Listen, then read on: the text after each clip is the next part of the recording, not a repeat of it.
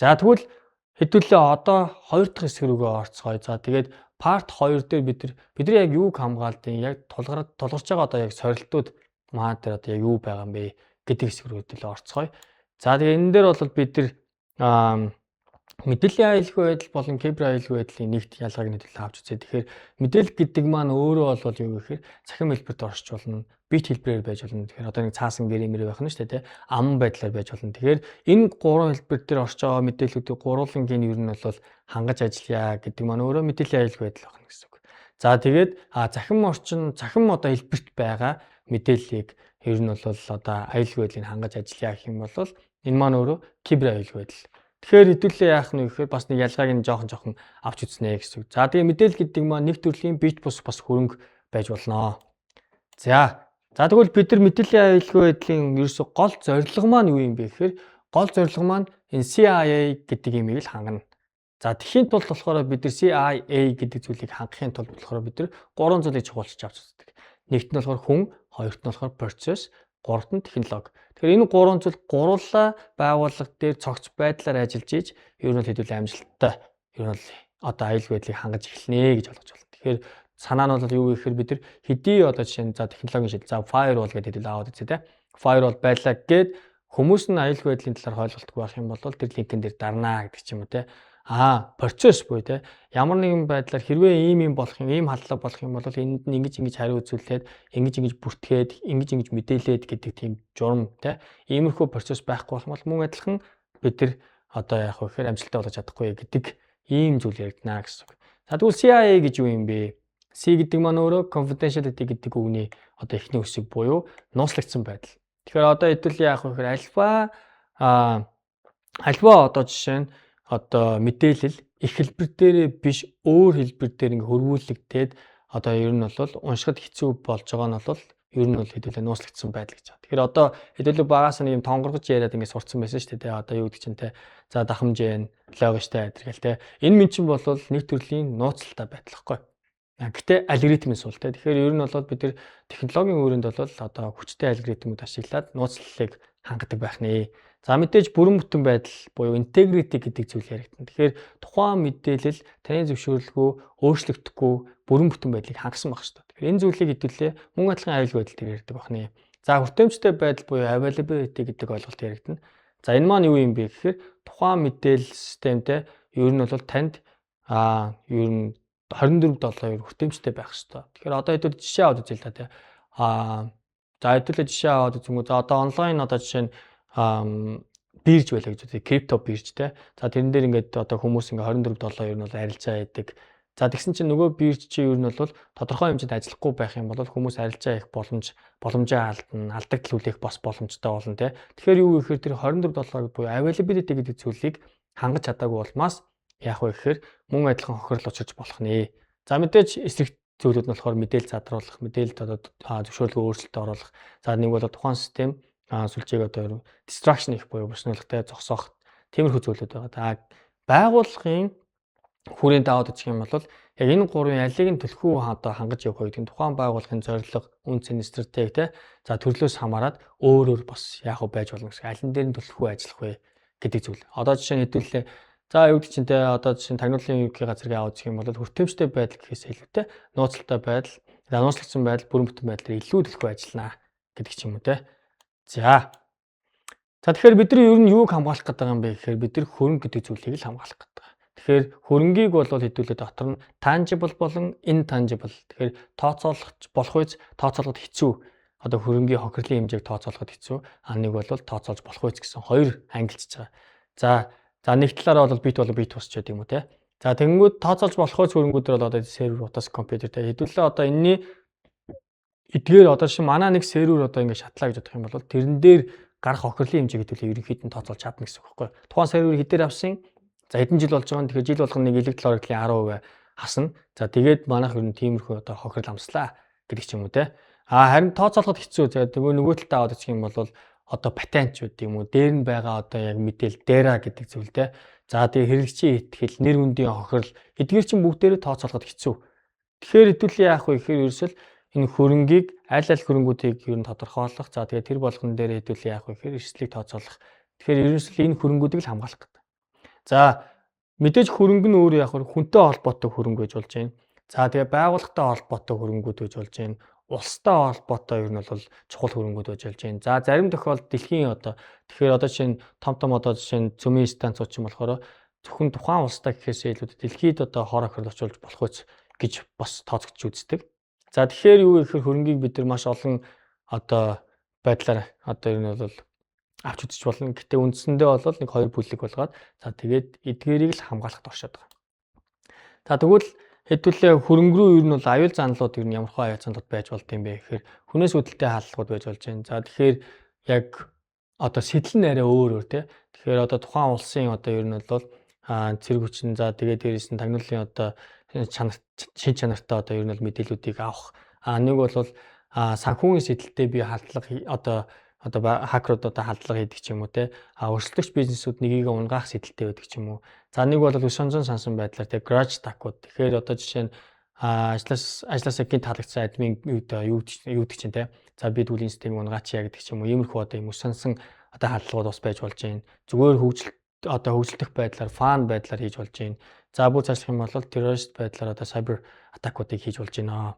За тэгээд байгалийн гамшиг гэдэг бүлэг орж ин. За natural disaster буюу энэ дээр яг хэдүүлээ ингээ Монголд аваад үзэх юм бол харьцангуй гайгүй. Гэтэ хэрвээ хэдүүлээ жишээ нь Японд байсан бол гэдэг ч юм уу те. Газар хөдлөлт гэдэг бол манай яг үндсэн сервер агуулж байгаа тэр дата центр ч гэдэг юм уу ингээ нураад унчвал яах вэ гэдэг асуудал яригдана гэсэн үг байхгүй. За мэдээж технологийн technical failure технологийн алдаанууд байж болж байна. За хүрээлэн бүр орчны аюул заналууд байж байна. Ингээ бүлэглээд яах вэ гэхээр аюул заналууд хэдүүл аваад үзчих бас болдог. За гэхдээ дотор нь бүр яг ингээд кибер аюулгүй байдал руу бүр дотор нь ингээд наривчлаад бас мөн адилхан авч үзэж болно. Тэгэхээр яг веб руу чиглэсэн хаалгуу, за хортой код програм хангамжууд байж гэн. За тэгээд дээрээс нь data breach байж болж гэн те.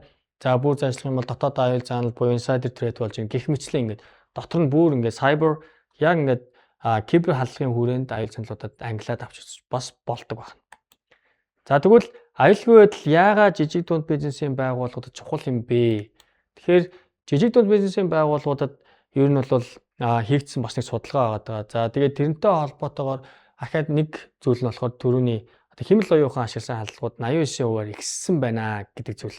За тэгэхээр тэрийг ашиглаад илүү автоматжуулаад илүү өртөг багтаагаар том цар өрөө тэгэхээр газ халдлагуудыг хийх боломжтой болсон байна.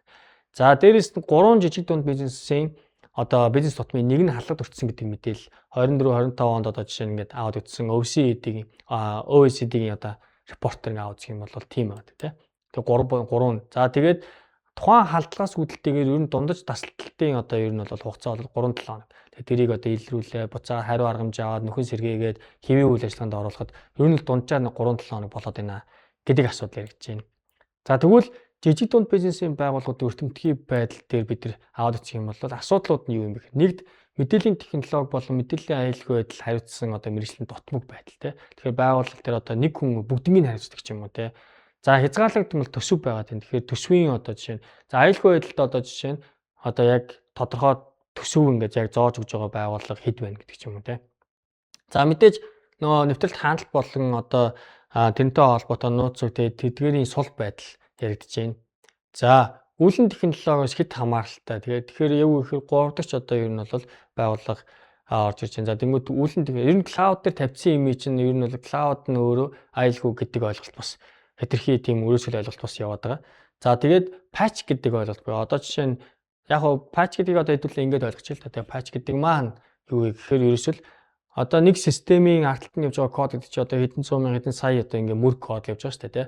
Тэгэл тэр дунд нь нэг алдаатай ингээд нэг юм код байлаа гэж бодох юм бол тэр хэсгийг нь засаж байгаа тэр нэг хэсэг кодыг л бид нэр patch гэдэг. Тэгэхээр хэдүүлээ зүгээр ингээд том усны жишээ нь ингээд Porsche байлаа гэж бодох юм бол жижигхэн цоорцонгийн бүглэл гэсэн үг байхгүй яг тэрнтэй адилхан л явдаг. Тэгэхээр байгууллагууд дээр ингээд за ийм танаа ашиглаж байгаа ийм системүүд дээр чинь ийм зүг байдал байна гэж илэрчээд тэрнтэй холбоотой patch нь ингээд гарцсан байхад байгууллагууд тэрийг хийхгүй яваад байдаг.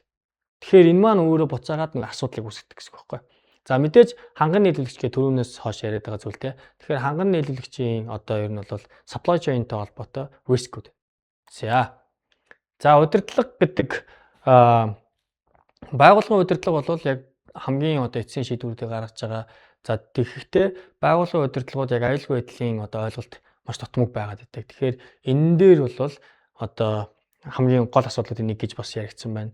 За тэгээд дээрэс нь хэдий одоо жишээ нь ингээ маад дээр ингээ төсөв батлагдсан ч гэсэн тэр төсөвт нь тааруулаад хамгийн зөв шийдэл нь юу юм бэ гэдгийг бодох те optimal security control selection гэдэг ойлголт гарч ирдэг. Тэгэхээр одоо маад дээр 20 сая төгрөг байлаа гэж бодох юм бол 20 саяд нь яг бид нар firewall авах юм уу, нэг бол лиценз авах юм уу, хүнээс урах юм яг юу ихээ мэдэхгүй. Тэгэхээр тэрэн дээр хамгийн зөв шийдэл нь юу юм бэ гэдгийг бодох тийм шаардлага гарч ирдэг. За мэдээж аюул заанал бол одоо бодит байх хэрэгтэй. Тэгжиж бид тэрэн дээр хөрөнгө оруулна гэсэн. Тэгэхээр одоо их тохиолдолд яадаг вэ гэхээр байгууллага удирдлага дээр харангуйтай А гэдэг байгууллага тийм хааллаад өртөж байгаа юм чинь ер нь олон улсад тэг гинэ гэд ерөнхийдөө төсөв ороод ирдэг. Гэхдээ тэр нь болохоор яг манад дээр яг болох асуудал муу юм уу биш юм уу гэдэг зүйл байхгүй болохоор мэдээж тэр төсөв батлагдахгүй тий. Тэгэхээр яг тэр бодит байдал гэдэг зүйлийг ер нь маш сайн үнэлж гаргаж ирэх нь илүү давуу талтай байх нэ. За тэгээд нэг зүйл нь болохоор стандарт гэдэг зүйл бол нөхцөлтэй. Одоо жишээ нь хэдүүлээ ISO 27001 гэдэг стандартыг жижиг дунд бизнесийн байгууллага дээр одоо нэг стартап дээр ч юм ингээд шууд тавих нь өөрөө илүү нөхцөл болчиход байна. Тэгэхээр энэ стандарт маань өөрөө дундаас дээш байгууллагууд дээр маш зөв одоо гоё тохирдог. Ер нь бол стандарт том стандарт байхгүй. Тэнгүүд нэг 3-4 үнэтэй нэг эсвэл нэг 4-5 үнэтэй байгууллага дээр байхаар хэтэрхий их нэг ачаал бас ирчээд идэв. За дээрэс нь хуулийн одоо ер нь бол хэд чанга шаардлагатай. Тэгэхээр хуулийн хүрээнд бол тавигдсан тэр шаардлагууд нь буцаад нөгөө жижиг дунд бизнесийн байгууллагууд дээр тохирохгүй тэд дээр илүү их ачаал бас үүсэх гэдэг.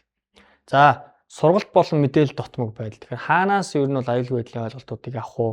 За тэгээд дээрэс нь байгууллага дээр тогтмол одоо ингээд аюулгүй байдлын ойлголтуудыг өгдөг үү гэдэг юмнууд хэрэгддэг. Тэгэхээр энэ болгон чинь бол юу гэхээр жижиг дунд бизнесийн байгууллагууд дээр тулгараад байгаа одоо асуудлууд байна. За тэгээд ерөнхий зүгээр нөхцөлийг нь бас ингээд аваад үзэнгүүт OECD-гийн гаргасан судалгаан дээр ер нь 63% нь бол илүү нарийн хэмжүүр байхгүй. Аюулгүй байдал нь сайжирч ийн үгүй юу гэдгийг ерөөсөө мэдчих чадахгүй байгаа тийм. За цаашлах юм бол ер нь бол ихэнх хаалга зөрчил нь хүнээс хамааралтай буюу хүн буруу тохиргоо байсан, хүн эсвэл тэрэнд одоо мэдлэг нэг бол мэдээлэл байхгүй болмоос тэрэнд өртсөн гэдэг ч юм уу тийм. Тэгэхээр сургалт гэдэг бол хамгийн одоо хямд өртгөөр үр дүнтэй тийм шийдлийг одоо бий болгоод байгаа. За тэгээ сайн тал бас байна. Тэгэхээр судалгаанд оролцсон ингээ нийт жижиг дунд бизнесийн байгууллагуудыг аваад үзсэн чинь 68% нь болохоор нууцуг ашигладаг. За тэгээд 67% нь болохоор давхар баталгаажуулалтыг юу нь ашигладаг. Тэгэхээр нууцуг нэмхэн давхар баталгаажуулалт. Энэ бол бас нэг төрлийн сайн тал байна шүү дээ, тий. За тэгэнгүүт ахаа цаашлаад ингээд аваад үзэнгүүт OECD-ийн одоо ингээд репортер аваад үзэнгүүт яг хаанаас сургалт илүү хэрэгтэй байгаа юм бэ? Тренинг ер нь бол яг жижиг дунд бизнесийн байгууллагуудын яг хаана тренинг хэрэгтэй байгаа юм бэ гэдэг судалгааг аваад үзсэн чинь cyber security мөн адилхан дунд нь явж байгаа. За тэгвэл cyber security ингээд дунд нь ингээд аваад үзэнгүүт юу гэхээр за эхний тэр дээр digital marketing ч гэдэг юм уу те. За data analytics дээрээс гадна тэгвэл яагаад аюулгүй байдал чухал юм бэ гэдэг зүйл ахаа ярьж байгаа гэсэн үг. За тэгээд түрүүний хэлсэнтэй training гэдэг зүйл байна. За нэмээд болохоор нөгөө secure password, за аюулгүй нууцуг, за тэгээд дээрэс нь одоо олон давхар хамгаалалт, баталгаажуулалт те. Эдгээр зүйлүүд чинь бүгдээрээ ерөөсөө SME буюу жижиг дунд бизнесийн байгууллагууд дээр ингээд яригдаад явж байгаа зүйл байгаад байна. За тэгээ ингээд төвшнгөөр нь зүгээр аваад үзэх юм бол байгууллагуудын кибер аюулгүй байдлын хэрэгжилт байхгүй, ерөөсөө огт байхгүй нэг 9% те. За бүрэн төвшөнд хэрэгжсэн болохоор нэг 11%. За тэгээд ер нь бол их нэг дунд төвшөнд хэрэгжүүлсэн байдалтай ингээд суур төвшин эсвэл хангасан ч юм уу байдалтай явж байна.